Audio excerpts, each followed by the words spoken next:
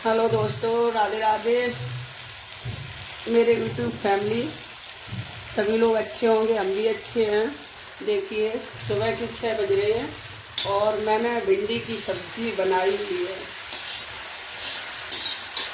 और मेरे बच्चे जाते हैं, 6:30 की गाड़ी है स्कूल की, तो मैं इसलिए भिंडी बना चुकी है। देखो ये भिंडी बन गई। देखिए सभी लोग मेरी यूट्यूब फैमिली। और अब हम रोटी बनाने जा रहे हैं। थोड़ी रोटी बना भी दी है और बच्चों को हमने टिफिन भी लगा दे और बच्चों को भेज आए, गाड़ी में मतलब बैठा दिए। अब मैं अपने पतिदेव के लिए खाना बनाने जा रही हूँ। हम उनको खाना बनाएंगे, फिर उसके बाद सारा काम हो जाता है घर पर, बहुत सारा काम। तो वो भी दिखाएंगे। आप मेरे वीडियो में जुड़े रहना आगे तक, तो आप लोगों को वो भी दिखाएंगे क्या क्या करेंगे हम। और सुबह तो इतनी जल्दी पड़ती है, ऐसे समझो वो पुरानी कहावत कही जाती कि मेरी सांस सी रुक जाती है, लेने देने की पड़ जाती है। टिफिन 3 बच्चे हमारे स्कूल जाते हैं, उनको टिफिन लगाने में बहुत दिक्कत हो जाती है, क्या करें। अब देखो ऐसा है भाई लोग या मेरी बहन है, मेरे भाई कि कुछ संग्राम तो झेलने पड़ेंगे। अब बच्चों को टिफिन नहीं लगाएंगे, नहाए धोए। और एक मेरा छोटा बच्चा भी है, मेरा लड़का है, वो अभी छोटा है, उसको नहलवाएं, उसको तैयार करें, तो बहुत सारा काम हो जाता है। अब मुझे वही टाइम मिलेगा 12-1 बजे आराम करने में थोड़ा बहुत, फिर आ जाएंगे 2 बजे बच्चे, उनको फिर देखेंगे। और देखिए हमारे वीडियो में जुड़े रहना आगे तक भैया। और देखो ये तो आप जानते हो, स्त्री और मिस्त्री घर का अच्छा होना चाहिए। अगर स्त्री गलत है और मिस्त्री गलत है तो घर का तहस नहस हो जाता है। तो इसलिए भाई लोग सभी सुनना कि देखो ये चीज़ें तो बहुत चुन के रखी जाती हैं कि एक मिस्त्री को देख के आप लोग जब कभी मकान बनवाएं तो मिस्त्री को अच्छा देखें, और जब घर में अगर रखने के लिए शादी करें तो स्त्री को भी अच्छा चुनें। तो हमारे हस्बैंड हैं, बहुत मुझसे खुश रहते हैं।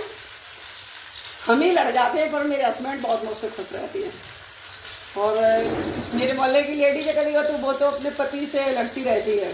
भैया लोगों ये बातें बहुत प्यारी प्यारी हैं, एक कमेंट जरूर करना। अब मेरे मोहल्ले की लड़की है, वो तो अपने पति को खवाने की तौर पर लड़का की तरह से खाना खिलाना चाहिए। और पति कहीं गलत चलता हो तो रोकना भी चाहिए। तो मेरे पति ऐसे नहीं है कि गलत चलते हैं भाई। देखो कुछ खाते पीते नहीं हैं, दारू कोई मतलब अहमाल नहीं उनके अंदर, लेकिन फिर भी कहीं कोई गलती करते हो मैं रोकती हूँ। मैं कहीं गलती करना मुझसे कह दे तुम्हारा रोकने का हक है। हमारी आप 5 मानिए, आपकी हम 50 मानेंगे, और तभी घर चलता है। जब पत्नी 5 मान के रखे पति की, और पति की पत्नी माने 50, तब घर चलता है। ऐसा नहीं पति बेचारा मानता रहे और पत्नी कुछ ना माने, ऐसा नहीं, तो ऐसे घर नहीं चलेगा। देखियो अभी हम मेरे इसमें वीडियो में जुड़े रहना, हम दिखाएंगे। अब हम द्वारे अपना काम करेंगे जाके। राधे राधे। देखिए मैंने रोटी कर ली है, और देखो सभी रोटी इतनी छोटी छोटी की है। देखो सभी रोटियां इतनी छोटी छोटी की, इतने से ज़्यादा नहीं करते हैं मैं रोटी। और अब दिखाएं आपको एक रैश। ये पीछे की रोटी मैंने बड़ी की। अब आप समझो क्यों बड़ी की। पीछे की रोटी खुद नहीं खाई जाती है, ना किसी को खिलाई जाती, कुत्ते को खिलाई जाती। खुद खाओगे तो कुत्ते बन के रहोगे और डंडा खाओगे घरन घरन की। और पीछे की रोटी में सभी रस छिपा होता है। ये पीछे की रोटी है, इसमें सभी रस होता है। बड़ी भी की जाती है, इससे परिवार भी बढ़ता है। और इसको अच्छी तरह से सेकी जाती है। अगर कच्ची रखोगे कि कुत्ते को खिलाएंगे तो छोड़ो, कच्ची बने तो ऐसा समझो जिंदगी भर कच्चे ही बन के रहोगे, कहीं बात भी पक्की नहीं होगी। इसमें सारा रस इसी रोटी में है। लेकिन है रस यही कि इसे खिलाओ कुत्ते को या किसी जानवर को खिला दो, कुत्ता ना वो खुद नहीं खाना चाहिए। क्यों? कुत्ता गरम गरम की डंडा खाता और द्वारे पे भौंकता है, तो द्वारे पे भौंकोगे और गरों गरों की डंडा खाओगे।